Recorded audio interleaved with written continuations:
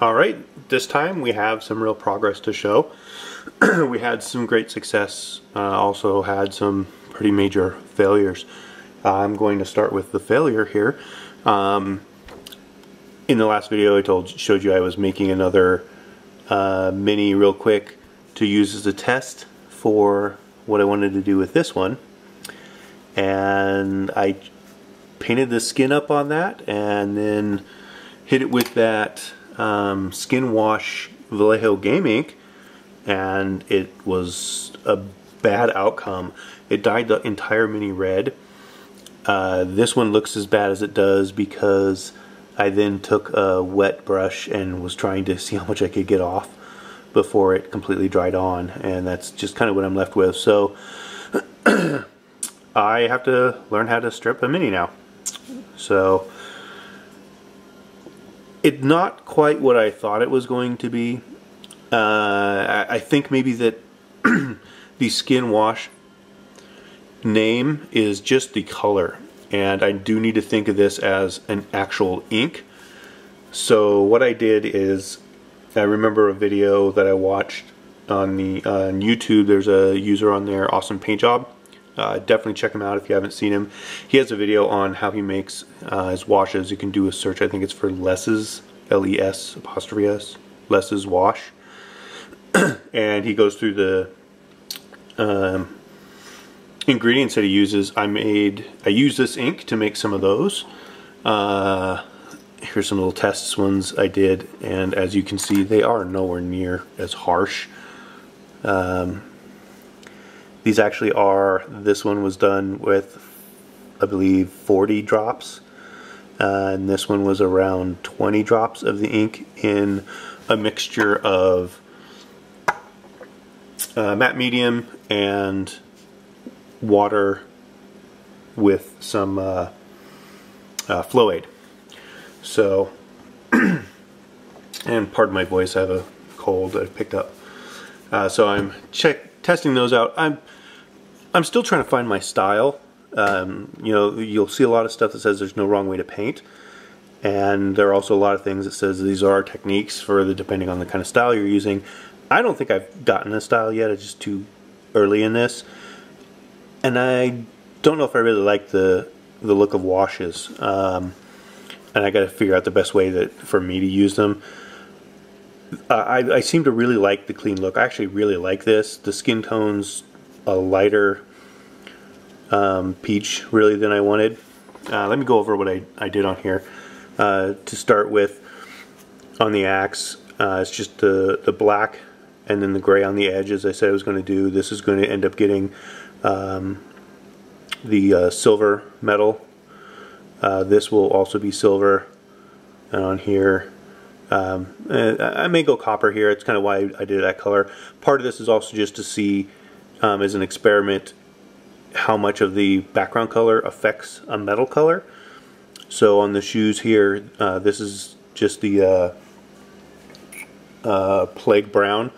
This is definitely going to be a brass color I have on the shoes. The brown is going to stay that way. Pretty much all the dark brown, I think it was earth brown, is going to stay that way as a leather.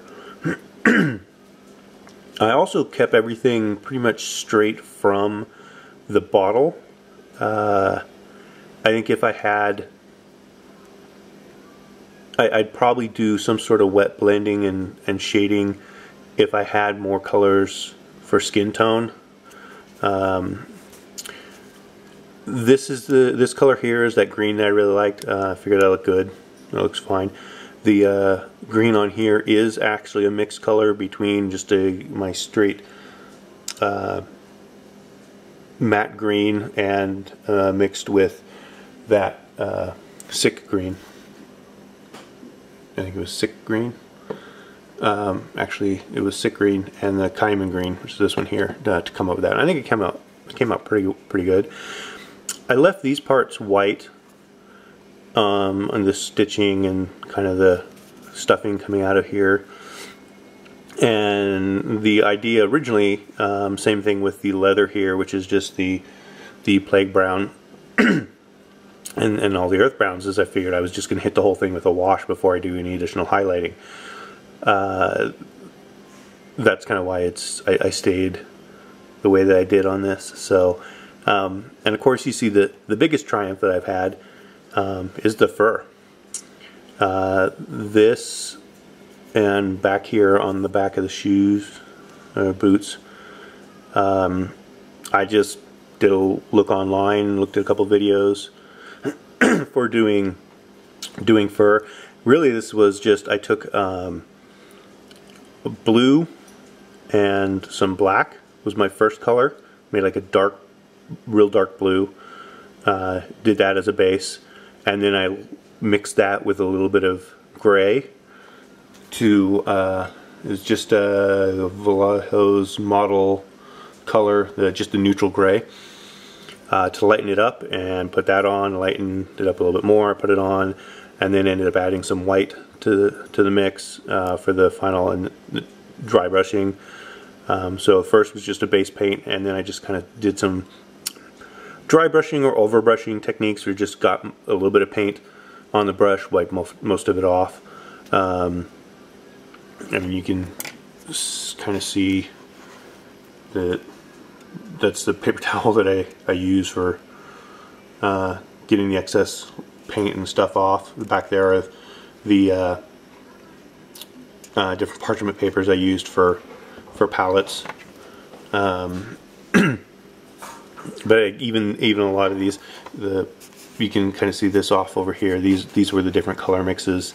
So this was my really dark black and blue, and then I would start lightening it up kind of as I went, and the last one was just some white highlight on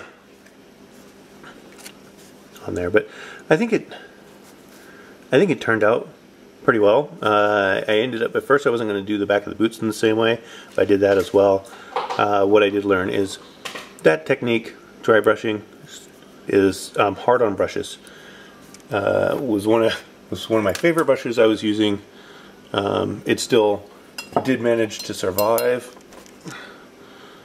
It did manage to survive, but as you can see, it kind of has gathered the separation in it that seems to be permanent. So just something to do there. But next step is going to be get my metals on, my brass colors, my silver color, my brass color, another brass color, and then trying to figure out what I'm going to do for the overall. If I'm going to go with the wash, I have another test that I'm setting up, getting ready to do with the Delve in Mud to see how it looks over the skin tone. I don't think, since I don't have other paint colors to use, I don't think I have a choice other than to do a wash. So I'll probably just end up doing a wash. I may take this new wash that I made with the ink and carefully do that into the particular locations and hope that turns out. So next video is probably just going to be real short. I'm just going to show what it looks like after I put the metal, because I'm still trying to decide if I'm going to actually paint the metal on, or if I'm going to try and dry brush it so that more of the differences and the backgrounds come through. I'll probably start with a dry brush. Another thing as well with that I like it as far as technique, there's a lot of videos and stuff online that talk about painting from the inside out. So from what's the furthest into the model, the lower, and then bringing out. And that's mostly how I did it.